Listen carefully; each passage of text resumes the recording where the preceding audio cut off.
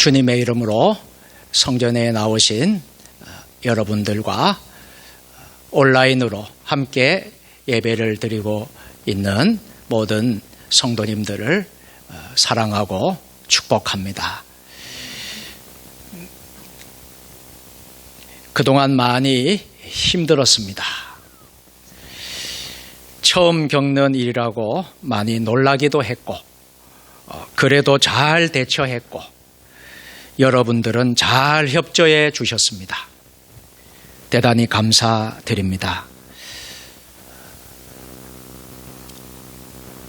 온라인 예배와 교회에서 드리는 예배를 당분간 계속해서 병행해 나갈 것입니다. 코로나19 작년 12월에 중국 우한에서 시작된 바이러스가 전 세계로 확산되었습니다. 그래서 세계보건기구 WHO 보건기구는 팬데믹 세계적 대유행을 선포했습니다. 세상이 마비된 것 같습니다. 여러 나라가 국경을 봉쇄했습니다.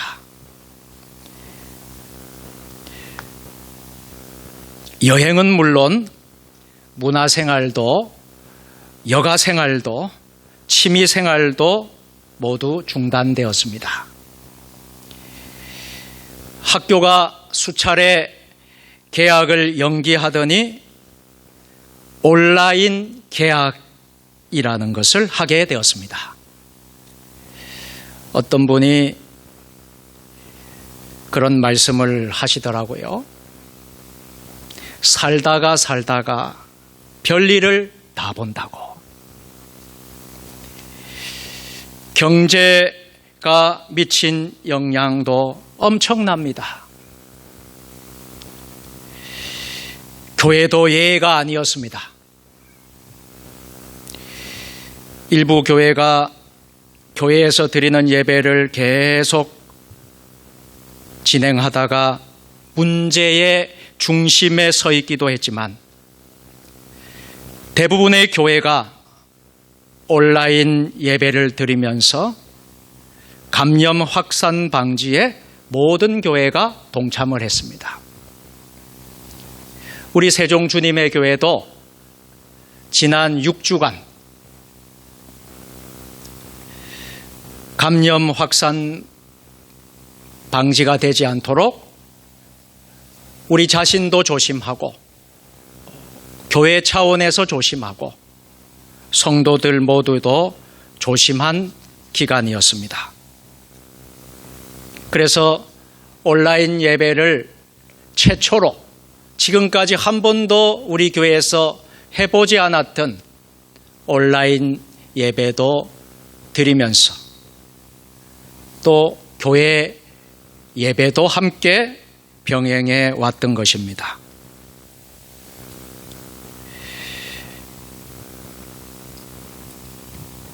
이제 다음 주일부터는 우리 세종 주님의 교회도 지난 주일날 당회를 열어서 당회원들과 심도 있게 논의하면서 오는 4월 26일 주일 예배부터는 모든 예배와 모든 모임을 시작하기로 했습니다. 다만 아직 완전히 코로나19가 종식되지 않았기에 정부가 정한 준수사항을 우리 교회가 지키면서 모든 예배와 모임을 시작하도록 하겠습니다. 지금까지 잘해온 것처럼 앞으로도 하나님이 우리 세종 주님의 교회를 지켜주실 것을 믿고 돌아오는 주일부터 찬양 예배를 시작합니다. 또 수요 예배를 시작합니다. 금요 예배를 시작합니다.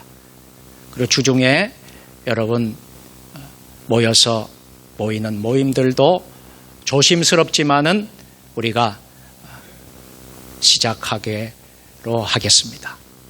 하나님의 은혜와 축복이 우리 모두에게 함께 하실 줄로 믿습니다. 본능에 따라 살아가는 동식물의 세계에도 여러 가지 교란이 일어나고 있습니다. 하나님이 만드신 순리대로 살지 못하는 생물들이 많아졌습니다. 각종 오염과 개발로 인한 서식지가 파괴되고 지구온난화로 인해 급격한 기후변화가 일어나고 외래종 유입에 따른 먹이사슬 혼란 같은 외적 교란이 있는가 하면 환경호르몬 같은 내적 교란도 있습니다. 환경호르몬은 환경성 내분비계 교란 물질로 성호르몬 체계에 교란을 일으켜 기형을 낳게 합니다. 동성끼리 짝짓기를 하고 암컷처럼 행동하는 수컷들을 만들어내 생물들이 본래와 다른 모습으로 살아가게 합니다. 사람에게도 하나님이 창조하신 모습대로 살지 못하고 하나님으로부터 멀어지게 하는 교란 요소들이 있습니다. 그 때문에 사람들은 죄를 짓습니다. 그러면서 하루하루 기쁨도 누리지 못한 채 살아가는 이들이 얼마나 많습니까? 영적인 교란 요소도 외적인 것과 내적인 것이 있습니다.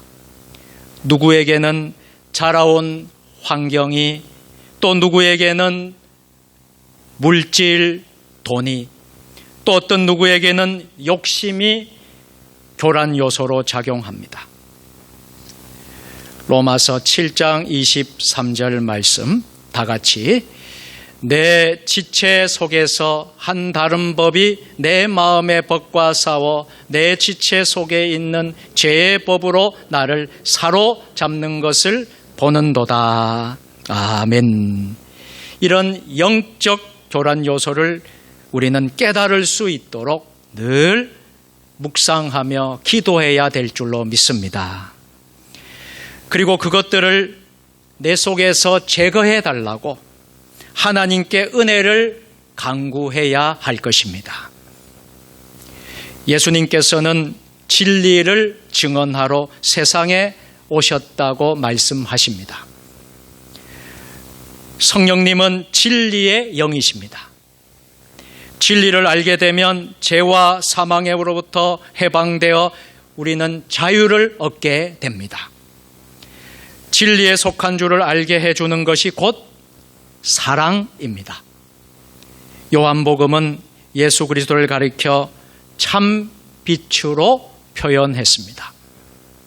예수님을 진정한 참빛이라고 하신 것을 보니 이 세상에는 거짓의 빛들이 얼마나 많다는 것을 우리는 알게 됩니다. 잠시 주님의 광채를 모방한 램프도 있었습니다. 사람을 혼란케 하는 거짓빛이 나타났다가 사라지기도 했습니다.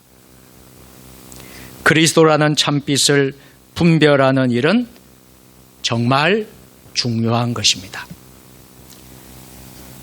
해서 사도 요한은 빛의 자녀와 어둠의 자녀를 구분해서 말하고 있습니다. 요한일서 2장 8절로 11절 말씀 다 같이, 다시 내가 너희에게 새 계명을 쓰노니 그에게와 너희에게도 참된 것이라. 이는 어둠이 지나가고 참빛이 벌써 비침이니라. 빛 가운데 있다 하면서 그 형제를 미워하는 자는 지금까지 어둠에 있는 자요, 그의 형제를 사랑하는 자는 빛 가운데 거하여 자기 속에 거리낌이 없으나 그의 형제를 미워하는 자는 어둠에 있고 또 어둠에 행하며 갈 곳을 알지 못하나니 이는 그 어둠이 그의 눈을 멀게 하였음이라. 아멘. 빛의 자녀와 어둠의 자녀를 구분하는 그 기준이 무엇입니까? 그것은 형제를 사랑하는 것과 형제를 미워하지 않는 것에 있다는 것입니다. 형제를 사랑하면 빛의 자녀고 형제를 미워하면 어둠의 자녀라는 것입니다. 왜 그럴까요? 예수님이 세계명인 사랑을 우리에게 주셨기 때문입니다. 진리가 충만한 곳에 그리스도의 영광이 빛나 오릅니다. 사랑의 실천이 곧 우리를 진리에 속한 줄 알게 합니다. 거짓 사랑이나 미움은 우리를 어둠으로 이끄는 허위에 비친 것입니다. 이제 메마른 산과 들은 어느새 고운 새풀이 돋더니 벌써 계절적으로 초록빛 실록으로 물들어가고 있습니다. 우리가 살고 있는 우리 이 동네 마을에도 참 벌써 참 아름다운 그런 실록의 계절로 가고 있습니다. 이제 머지않아 온통 녹음으로 뒤덮인 여름이 찾아올 것입니다. 이는 지상에서 살아갈 우리들에게도 분명하고도 참된 이치로서 그 무엇으로도 거스릴 수 없는 것입니다. 진리는 참된 도리, 바른 이치이며 순 우리말로 참이라고 합니다. 놀랍게도 성경에서는 이 진리를 예수님의 인격과 연결시키고 있어요. 특히 사도 요한에 기록했던 요한복음을 읽어보면 또 요한 서신들을 읽어보면 진리는 결정적인 의미를 갖습니다. 진리를 뜻하는 알레데이아, 한번 같이 해볼까요? 알레데이아. 이 진리라는 알레데이아의 헬라어 이 말의 의미는 요한복음과 요한서신에서 가장 고귀한 의미를 가진 단어로 사용되었습니다. 오늘날 진리에서 벗어날 줄도 모르고 미움과 거짓 속에 허덕이고 있는 사람들을 보십시오. 얼마나 답답한 일입니까? 주님의 빛을 떠나 어둠 속으로 들어가 버린 인생들에게 진리는 실종되고 교모이 왜곡되고 무엇이 진리인지 거짓인지 알 수 없는 혼란스러움이 뒤덮였습니다. 따라서 그리스도의 참뜻을 찾을 수 없게 되었습니다. 그러나 단순히 형제를 사랑하면 주님의 뜻을 알 수 있을까요? 우리의 행위가 진리에 속하는지 분간하기란 정말 쉽지 않습니다. 하나님의 말씀을 믿고 또 사랑을 행하겠다고 확실한 일이 오히려 세상에 지탄을 받는 경우도 있습니다. 주님의 진리를 그렇다면 우리는 어떻게 깨달을 수 있겠습니까? 첫째로 형제 사랑을 실천해야 합니다. 진리에 속한 사람은 형제 사랑을 실천하는 것입니다. 요한일서 3장 18절 19절 말씀 다 같이 자녀들아 우리가 말과 혀로만 사랑하지 말고 행함과 진실함으로 하자. 이로써 우리가 진리에 속한 줄을 알고 또 우리 마음을 주 앞에서 굳세게 하리니. 아멘. 본문의 말씀을 거듭 읽어보면 내가 진리에 속한 사람인가 그렇지 않은가를 판별하는 방법이 있습니다. 먼저 형제 사랑을 진실로 행하면 진리에 속한 사람이고 말과 혀로만 외치면 참되지 못한 사람으로서 주님께 속한 사람이 아닌 것입니다.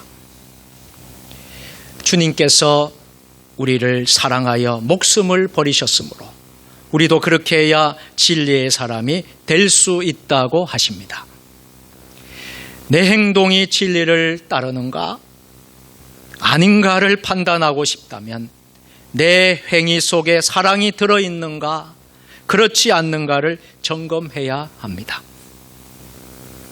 제가 늘 여러분들에게 거듭 부탁드리는 말씀이 우리가 주의 일을 섬기고 봉사할 때에 직분을 가지고 섬기고 봉사하고 교회학교 교사로 찬양대원으로 또 재정부에서 또 남성교회 여전교회 임원으로서 봉사하고 교회 일을 섬길 때에 여러분 모든 일에 사랑으로 하시라는 거예요. 그 안에 사랑이 없으면 우리는 진리를 따르는 사람이 아니기 때문입니다.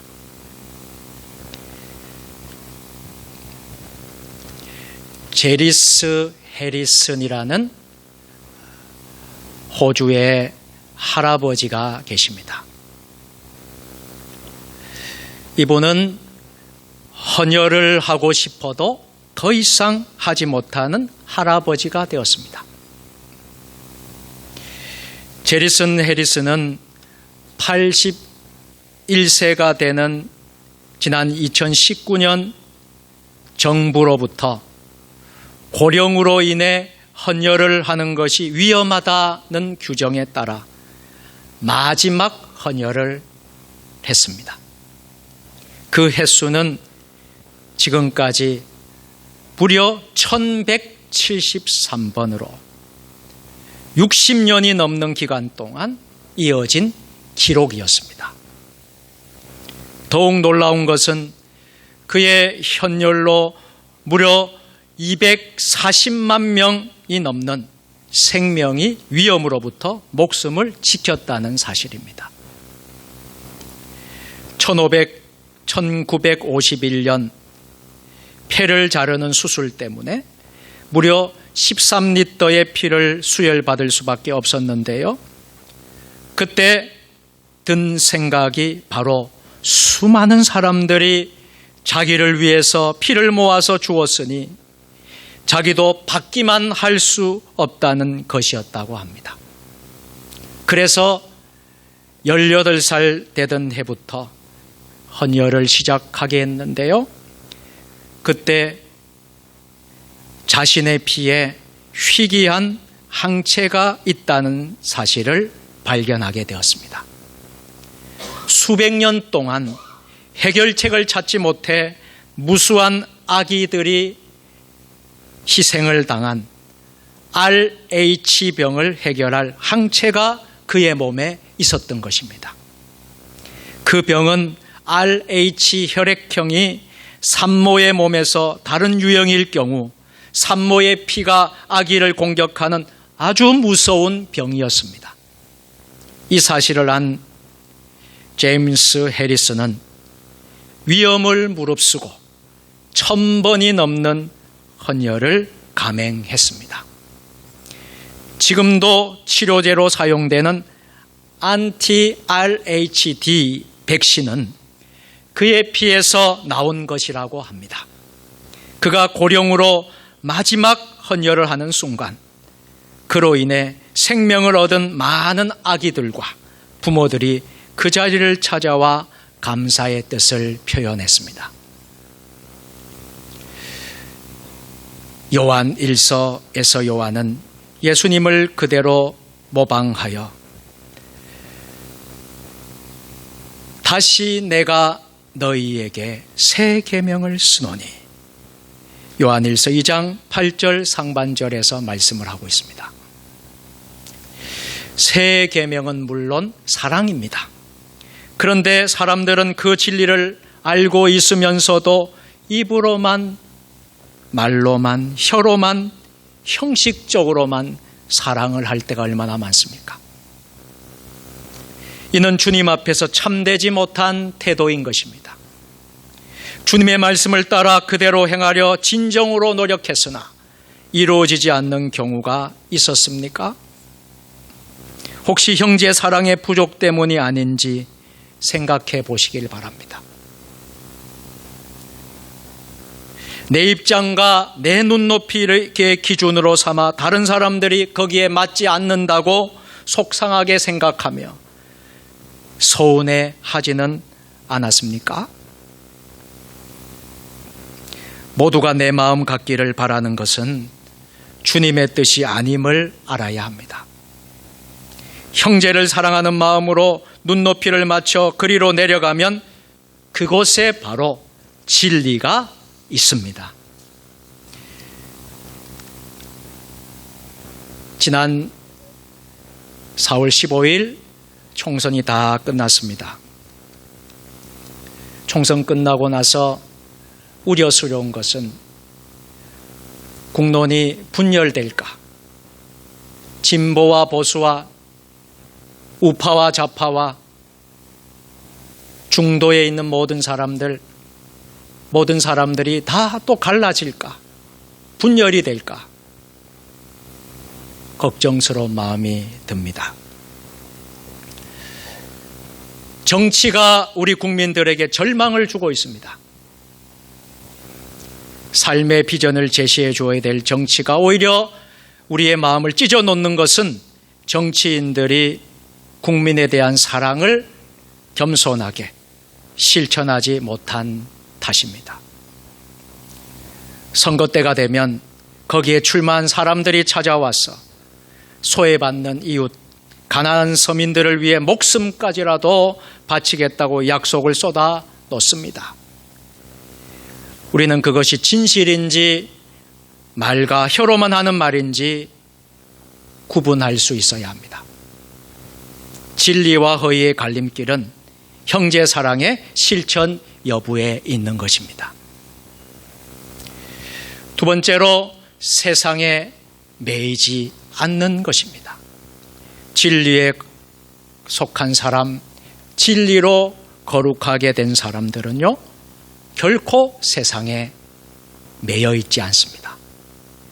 요한복음 17장 16절 17절 말씀 다 같이 내가 세상에 속하지 아니한 같이 그들도 세상에 속하지 아니하였사옵나이다.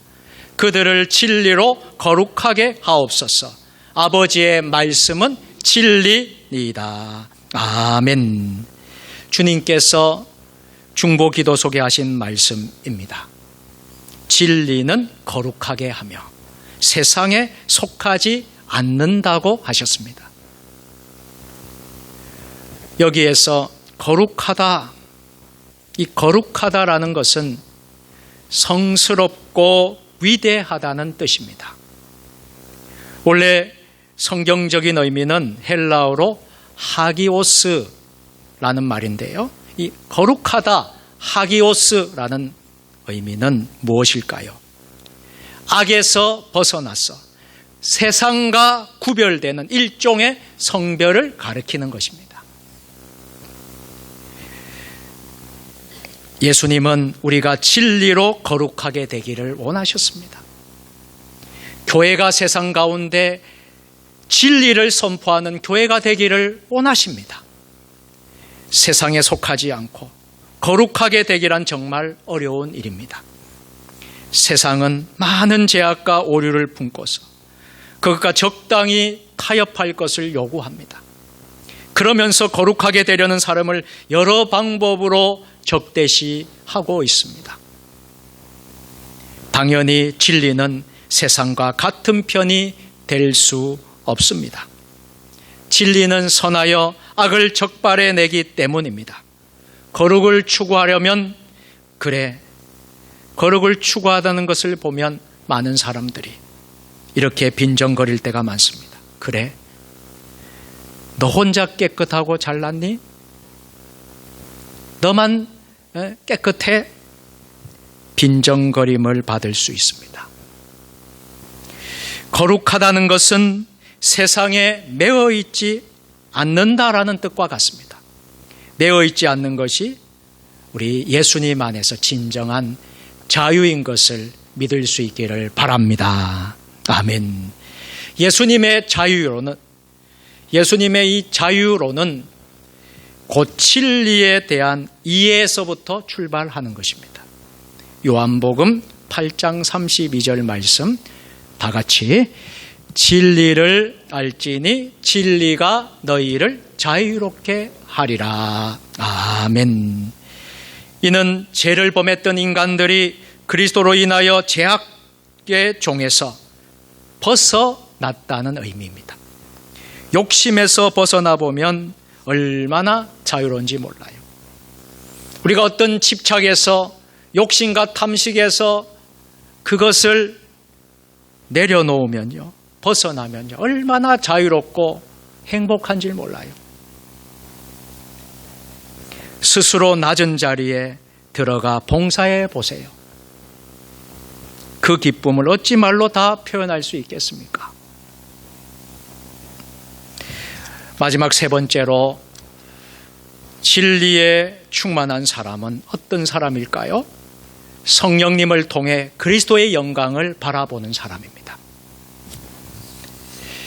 요한일서 3장 23절로 24절 말씀 다 같이 그의 계명은 이것이니 곧 그 아들 예수 그리스도의 이름을 믿고 그가 우리에게 주신 계명대로 서로 사랑할 것이니라.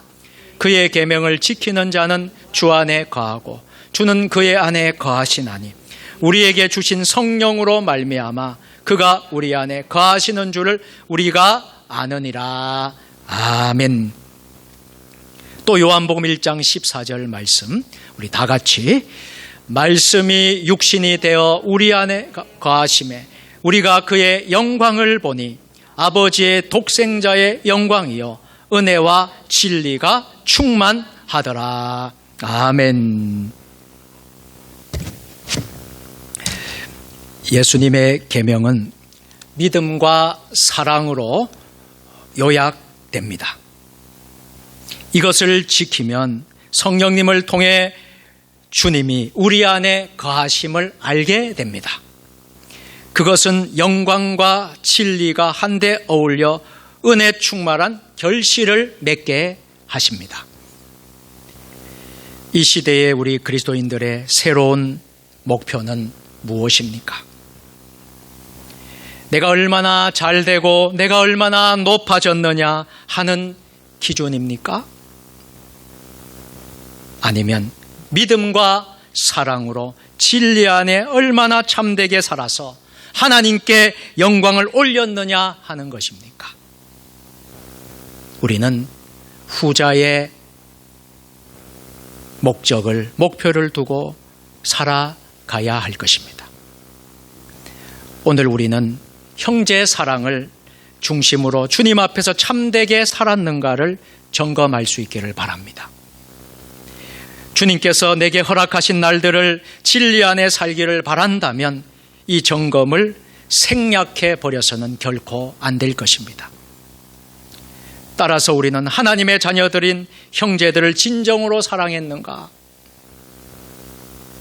주님의 몸된 이 성전, 이 예배당, 우리 교회를 진정으로 내가 사랑했는가? 세상의 권세와 명예와 재물의 유혹에서 벗어나서 자유로웠는가? 모든 영광을 하나님께 두고 믿음과 사랑의 빛을 세상에 반사했는가? 이 세 가지를 항상 살펴보아야 할 것입니다.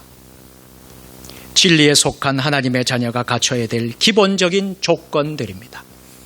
이를 행하면 하나님의 자녀로서 은혜와 진리가 충만한 삶을 살게 되는 것입니다. 이제 말씀을 맺도록 하겠습니다. 어떤 유대인 랍비가 이런 말을 했습니다. 진리는 길에 있는 돌멩이처럼 널려 있다.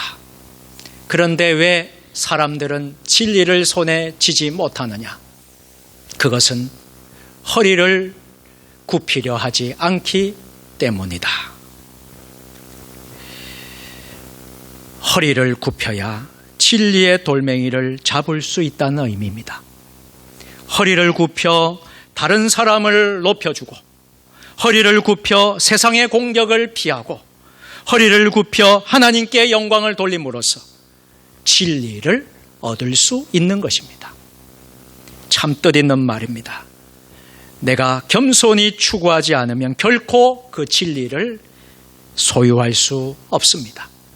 이런 자세는 주님께 순종, 형제들에게 사랑이 나는 모습으로 나타나게 될 것입니다. 겸손히 진리를 추구하는 참된 그리스도인이 되어야 합니다. 오늘의 말씀에 임하신 성령님으로 말미암아 주님이 우리 안에 거하시는 줄을 알고 진리로서 우리 마음을 주님 앞에서 더욱 굳세게 하는 하늘의 복을 받으시는 저와 여러분 모두 되시기를 주님의 이름으로 축원합니다. 아멘. 전능하신 하나님 아버지, 진리에 속한 그리스도인들은 겸손한 마음을 형제 사랑으로 실천하며 세상에 결코 얽매이지 않으며 성령님을 통해 그리스도의 영광을 바라보는 사람인 것을 이 시간 고백하며 깨닫는 저희 모두가 되게 하여 주옵소서. 예수님의 이름으로 기도드리옵나이다.